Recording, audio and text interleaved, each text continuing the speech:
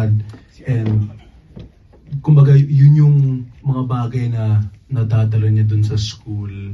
And I guess it's the whole concept of parang, you know, never easily judge people because you don't really know what they're going through, you know. And that it's always the cheesy quotes and it's always the cheesy sayings that are always true and it always hits home, right? All those never judge a book by its cover. It's always true. Never. I mean, always try to understand that, you know, a lot of people, all of us, each and every one of us are going through different things at different times. So I guess that's really it for me. Yeah, the whole concept of being misunderstood and, you know, yeah. Grabe, no? Ang lalim-lalim na ni Juan Carlos. Maraming Let's salamat. have Eliza. Elijah na. Aside from yung mga sinabi nila, siguro yung just yung fact na marami rin nakakaranas ng mga nakakaranas mo. Kasi lalo na sa mga times na kapag may mental health problem talaga, minsan inisip mo lang makakaintindi sa akin. Ako lang makakaintindi sa sarili ko. And then mapupush ka to give up. But then like, sa dami ng characters ng show na to, sa dami ng mga problemang natatakal. And it seems really realistic. Like, sobrang parang makatotohanan talaga yung mga problema. And marami akong mga kilala that's really go through the same thing. So parang aside from yun yung mga sinabi nila, hindi ka nag-iisa. Hindi ka nag-iisa sa mga problema mo. Marami nakakaintindi sa'yo. And syempre right now yung mga napakita pa lang is like yung causes of why they struggle with mental health or why they struggle the way they struggle. Pero eventually mapapakita yung, I guess, yung mga solutions to it, you know, just by not being alone, you know. Thank you po. And finally, let's have life. I think I'll start po muna with Luna. I think Luna represents the people who don't really know themselves yet. Yung lagi nagsisik ng validation from others. Pagiging people pleaser. And I think dun yung makikita kung paano maapektuhan yung mental health niyo if you don't really know yourself. And imbes na validation from yourself, hinahanap mo sa iba. Tinatay mo makijoin sa iba. Mas madali ka kasing apakan pag ganun. Mas madali kang utus-utusan kapag di mo alam yung worth mo, yung value mo. Mas madali ka mabully at maapi. And honestly, there was a part of my life where I was Luna. Kaya I really relate to this girl a lot. Especially kapag napasama ka sa mga mas matataas sa yung mga tao, mas madali ka kasing maapakan. And if hindi mo talaga kilala at mahal yung sarili mo, talaga maapektuhan na yung mental health mo and pwede kang tulad ni Luna ma-depress. And if hindi ka open kasi, if hindi mo paglaban yung sarili mo, kasi padaming tao na nandyan para sa'yo. And then, you know, mas mabuti pa rin na kung kailangan mo ng tulong, lapitan mo yung pamilya mo, mga kaibigan mo. Don't be scared to speak up for yourself. Makikita naman natin yung consequences talaga dito sa show na to if hindi mo magawa yung mga ibang mga bagay. For Sky naman po, I think she represents yung mga anak na parang naiwan ng parents nila. Yung mga parents nila na nandyan, pero wala. Mga neglected po at yung wala talagang mother figure or father figure sa buhay nila. At JK, I think na-represent niya din yung mga misunderstood kids. Kasi I know Sky might come off as parang nakakairita siya na anak, pero sana maintindihan din na hindi dahil anak nyo lang kami, dapat talaga sobrang respetuhin na namin yung nanay namin dahil ang nanay namin kayo. Pero wala naman kayo nagbigay sa amin na pagmamahal. Feeling ko siya yung anak na hindi kasi inintindi, hindi kasi sinamahan, hindi nakaranas ng pag-aalaga ng tama. Kaya siya naging super cool, kaya siya naging sobrang palaban sa sarili niya po. So I think yun naman yung nare-represent ni Sky. And of course, nare-represent din ni Sky yung mga hindi nabibigyan ng, pwede na kayo sabihin. Actually, okay ka pa, na tama pa rin. Okay ka hindi pa. Nabibigyan ng, what was seen. basta I think napakita din naman sa trailer na andito si Sky para hanapin yung totoo, para ipaglaban yung kapatid niya, yung kampanya. So I think nire-represent niya din yung mga tao na hindi pa nakakaharap ng hustisya sa kung ano man yung pinagdaanan nila sa buhay. Ayun po. Alright, Very thank well you, said. Blythe. Ni, Yung favorite scene ko pala, yung go ahead please, make us kwento. yung finash yung yung headband, yung Gucci headband. I know. The scene after that, yung paglabas ni Sky sa nagkatingin sila nila. Cyril and Sijan. Parang it speaks a lot of, na hindi yung papabuli. I'm here to fight for At for saka my may nawin space. siyang dalawang kaibigan, Exactly. di ba? Yun lang. Alright, thank So you. I still have one more question. This is for Baron. Hi Baron, good afternoon. Hi, good afternoon. For someone who is very open about your struggles in the past, your ups and downs, how do you think this series would open up conversations, let's say about mental health? I think it will just open a lot of questions to the people who will be viewing our serie, and it will make people think for themselves. Kasi una-una, we don't want to be preachy naman. We just want to give them plots and examples on what is going on, kasi very relatable naman yung mga situations ng each character and each family, di ba?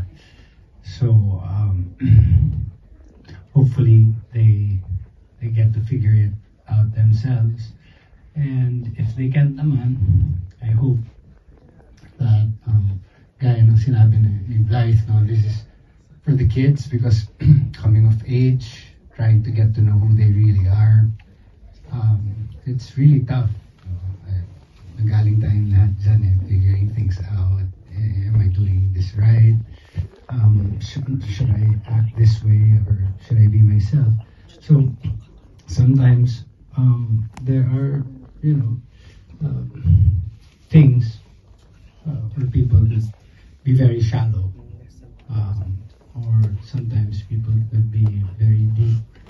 Pero if walang proper guidance dun sa mga thoughts and the way they process things, kung mali man o hindi, I think mas maayos kung may tamang guidance, and I believe na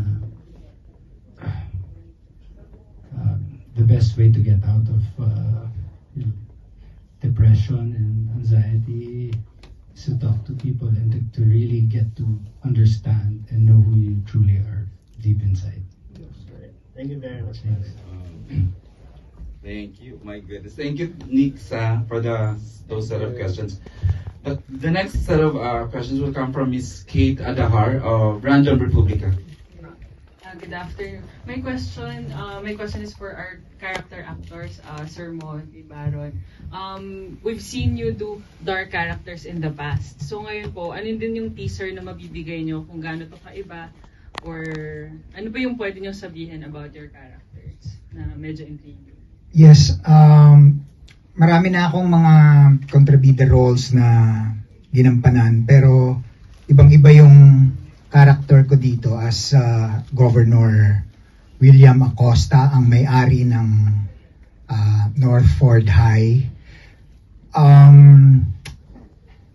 Hindi ito yung the usual kontrabida role na ginagawa ko. In fact, hanggang ngayon hindi ko pa alam kung saan papunta yung character na ginagampanan ko, dahil every time na pinapadalang kami ng bagong script, kami mismo nagugulat sa mga twists ng mga characters namin. Pero yung glimpse na mabibigay ko, anak ko si Juan Carlos dito.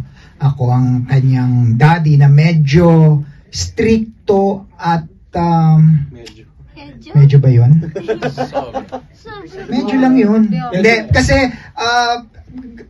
galing siya sa, yung character ko galing sa pamilya ng mga politician. So, ang gusto niya maging politician din yung kanyang anak, at pinupush niya yon. Siyempre, ang character ni Juan Carlos ay hindi naman masyadong gusto niya magbanda.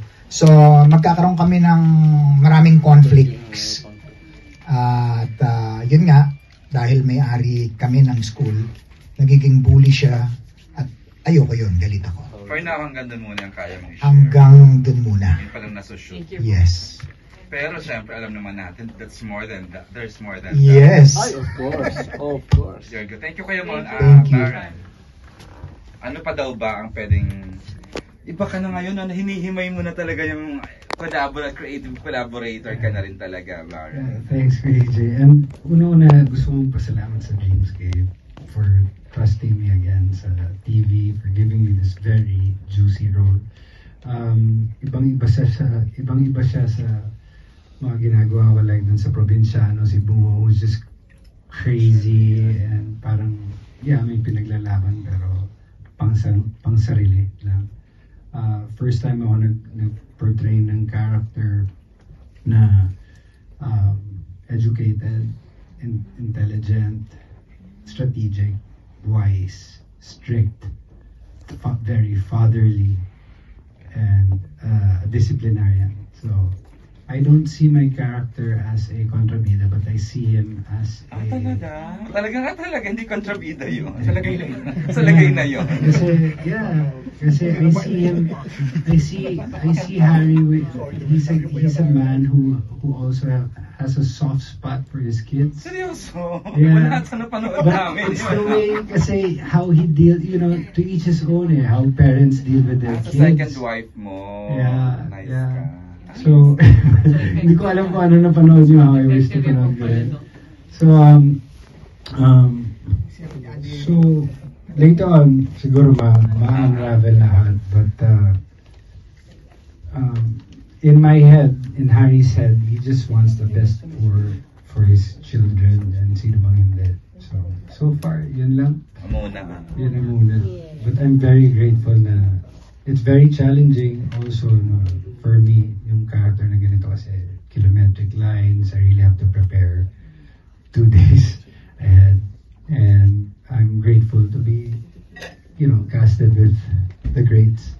Even the young, this guy, I love my scenes. I know, we all love Elijah. Yeah. And just really awesome working with all of them. Direcona, learning as I go. Thank you. Thank you.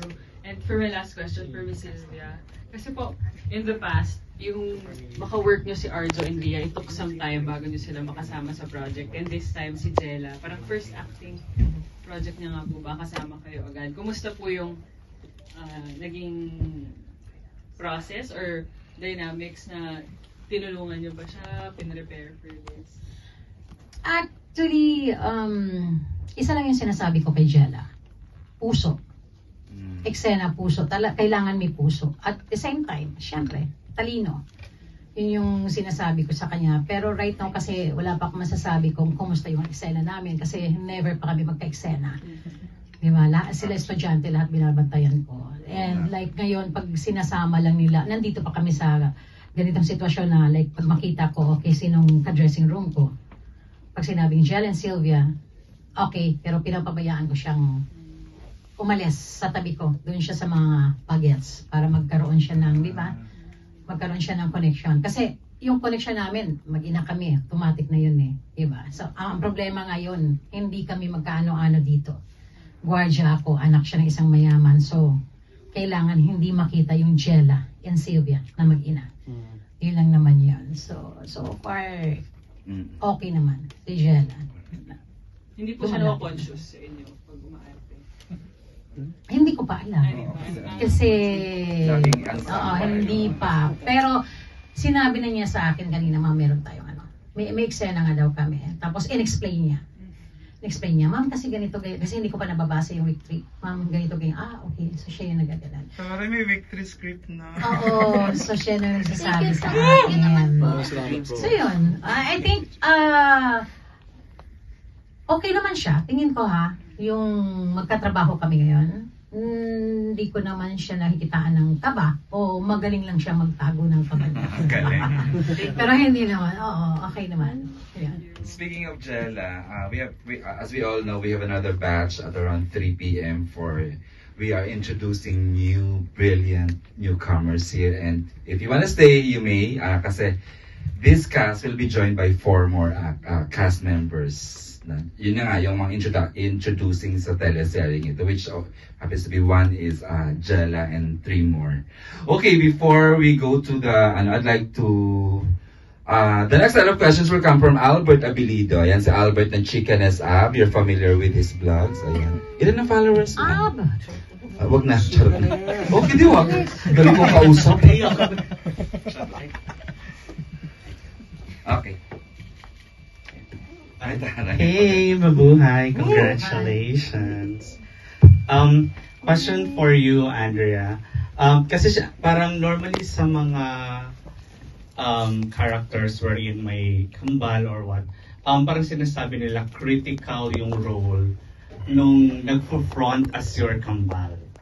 How was it for you acting na alam mong sarili mo din yung ka-eksena mo? Okay. Wala na pala. Hello. Ayan. Actually, nung una, excited talaga ako kasi sa dream role ko po magkaroon ng kambal. And in real life, actually, gusto ko talaga magkaroon ng kambal. So excited po ako. Talagang binuo ko sila, yung pagkakaiba nilang dalawa. Tapos, nung nandun na ako, tapos may double, nung nag-eksena na ako, tapos biglang sabi, pero ano lang to, for eyeline lang, pero we're actually gonna take the scene, pero wala siya. Doon na nagsing in sana, oh my God, na ito na pala yung technical difficulties for me na wala nga akong ka-eksena. Ang bigat pa ng eksena ko, minsan kaaway ko pa yung kambal ko, diba sabi ko, pero I prepared naman myself, na-memorize ko bawat line niya, and kinailangan ko talaga i-visualize siya sa utak ko kasi I'm only going to be imagining her Wala siya dyan so dapat kabisado ko din yung poses niya, yung nuances niya, kung saan siya titingin. Tapos meron din kami ginawa parang technique na iti-take muna si Luna, tapos kapag ako na si Sky, i-playback sa speaker. Para naririnig ko yung sarili ko, si Luna. Pero wala akong... Miss Angel Aquino. Yes po. Naalala ko yung first scene ko with Miss A. Di pa niya alam ko paano kunin yung kambal. Sabi niya, hirap pala nun. Kasi habang nagsasalita ako, may speaker, ganyan. Super distracting. Very easily distracted pa naman ako. So, nung una medyo kinakapa ko pa siya. Tapos, naka-motorized dolly pa po kami. Parang controller lang ng PS yung nagko-control ng camera para sukat yung bilis. Para hindi nagbabago. So, every time na may pa-technical na. Yeah. Every time na may ganon, alam ko, okay, matagal tong eksena na to.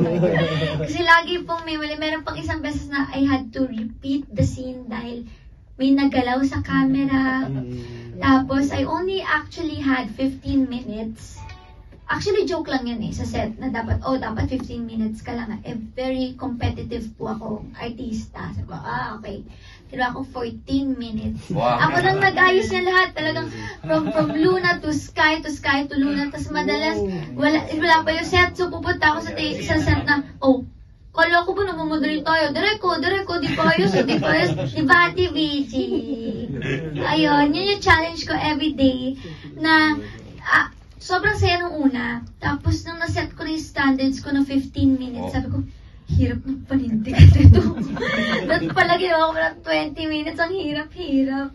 So, ayun. Yun po yung story. Ganda. Thank you. I'll get the side of Miss Angel. First time niyo po yung may anak kambal. How was it? Gusto ko lang din mag-thank you din sa double na yun. Sa totoo lang, marunong din sila umarte. Pinadali nila yung buhay ko. Thank you kay Ate Maris and kay Ate Cheska. I love them both. So, umaarte din sila? Yeah. Yes. Yun po yung parang, una kasi gusto lang dapat double ko, katawan ko lang kamukha. Then, nang sabi ni Direk Onat, pwede ba kumuha na lang tayo, mag-focus tayo sa marunong umarte para di mahirapan si Blay. Di ba, Miss A, umiiyak pa sila? Yeah, exactly. Parang, alam naman nilang nakatalikod lang sila, and but they really give you the emotions that are required for the scene. So, ang galing, kudos to those two kids also. Yun, nararamdaman din nila yung characters ni Blythe. At saka ang hirap ng may eksenang kambal. Kasi nga, yun, tama yung sinabi niya, maglalakad kayo, tingnan